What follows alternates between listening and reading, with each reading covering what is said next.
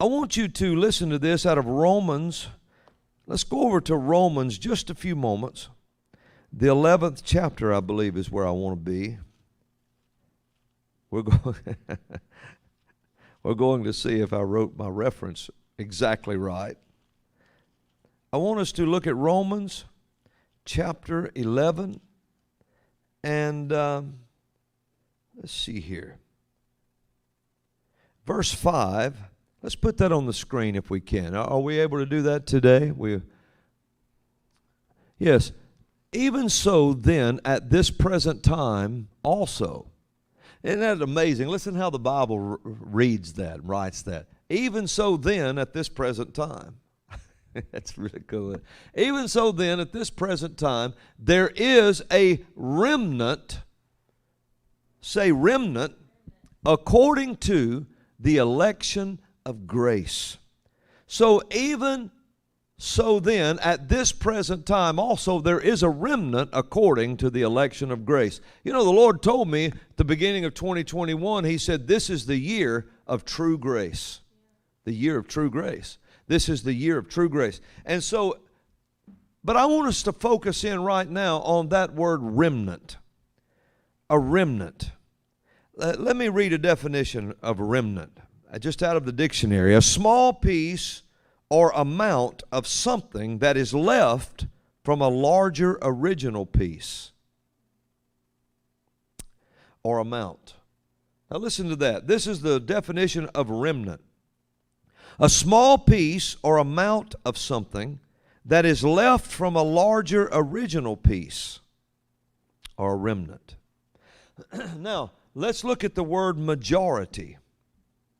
Majority is the greater number or a number more than half the total. So a majority is a greater number or a number more than half the total. That's a majority. And a remnant is an amount of something that is left from a larger original piece or amount. And the Lord spoke these words to me. He said, when the remnant becomes the majority. When the remnant becomes the majority. See, you may be in a place, and we're looking at things right now, especially during an election time, where people say, well, the majority did this, the majority did that. And you know, and what you're dealing with is actually, you're dealing with the majority is not what's right this moment. The majority is being lied about a majority. But that's not exactly what I want to talk about. What I want to talk to you about is this. No matter what a world does or a group of people does, and they begin to push toward wickedness or push toward evil or push toward, and their voices, even if they're in a position to get louder and louder and louder in this position, and even though they begin to draw the masses to them, and they become, their voices now gather a majority of people yelling and doing whatever, making it look right. Now, and even though they're sometimes able to build a majority like that, it starts with a wrong remnant trying to build a wrong majority. Now, let me see if I can say this right. I know you're thinking, Brother Robin, you going to make sense about this? Yes. With God's help, I will. There are, in The Art of War, was written by an ancient Chinese philosopher. That's interesting, isn't it? And he was an advisor to different dynasties. He wrote in The Art of War, which used to be required reading by anyone in the Soviet army. They had to read The Art of War. And in his writings, his name was Sun Tzu, I believe it was, and he said, if I said that right, that was his name, he said that the greatest way, it's barbaric to have to fight brutally in a war. The greatest way to fight a war is to take your enemy without ever having to fight a war. And so he came up with something known as subversion. Now, subversion is this. It's ideological warfare. It's warfare of the mind. And the way it's done and carried out is like this. You bring the nation or the country you're wanting to take over or to subvert. You bring in your own ideas and begin to teach it to them. And you get into their educational system. And you begin to teach them your ideals and your philosophies and your things of your nation. Even if they don't take it right off, there is a plan to make it look like the best way out.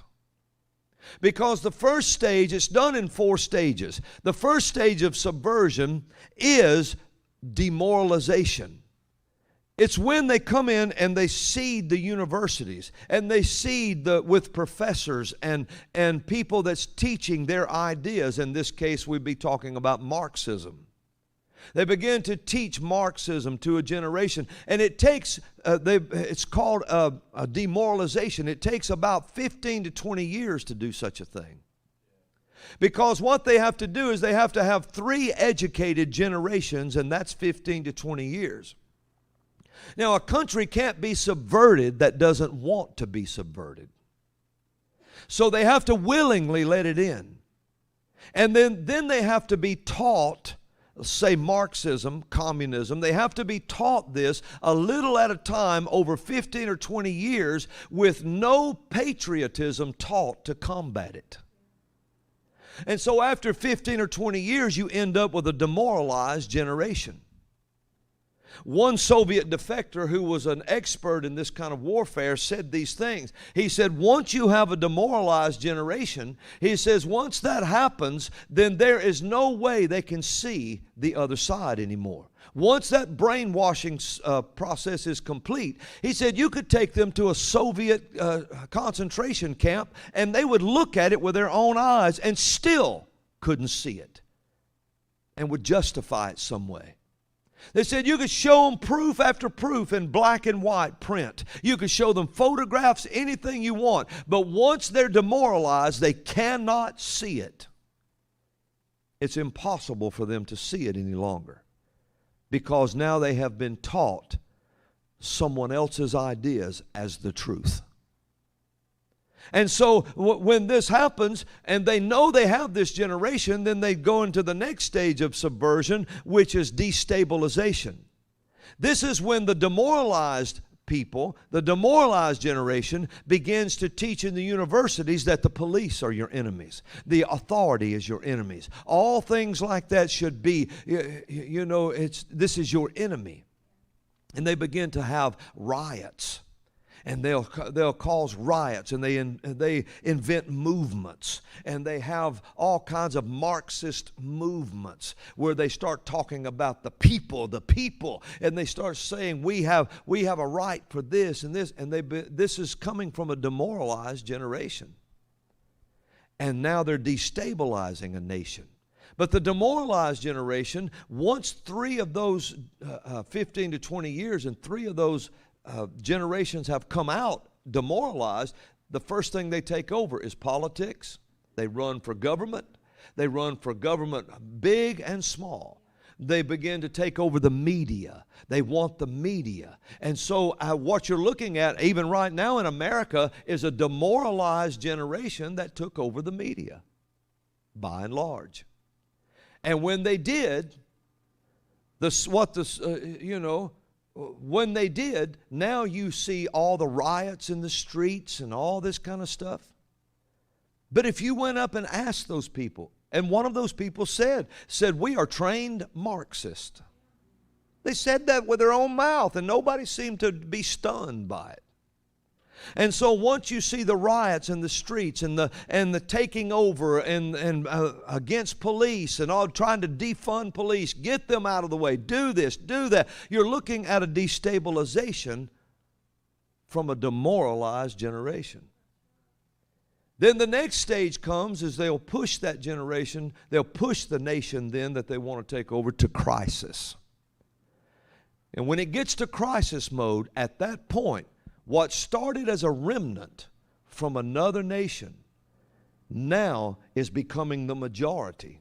Even though it's a lie, it's becoming the majority, and now they're looking at a crisis. If they can push it to a crisis mode. Now, demoralization takes 15 to 20 years, destabilization takes only 5 to 6 years, and a crisis can come in 6 months. But once a nation comes to the point of crisis, instead of fighting back because they can't see it, they can't talk about it, all the demoralized generation has taken over media, has taken over governments, have taken over all of this. And so now when they push it to a crisis, they can't see anything else. And suddenly, what the remnant from the communist or socialist nation brought in looks like a viable option. And the communists used to say it this way, better red than dead. So they would just take it. Well, we saw that happen in Grenada when I was just a teenager. Because once something happens and it gets to crisis mode, this is what is said. Only 2 things will break it out of a nation. Either a civil war or a foreign invasion. We came to Grenada and invaded Grenada in the 3rd stage of subversion because it was the only thing could free them. Well, what you see happening all around you in America is them trying to push it to a crisis mode. Because once crisis is complete, then the 4th stage comes into play, which is normalization.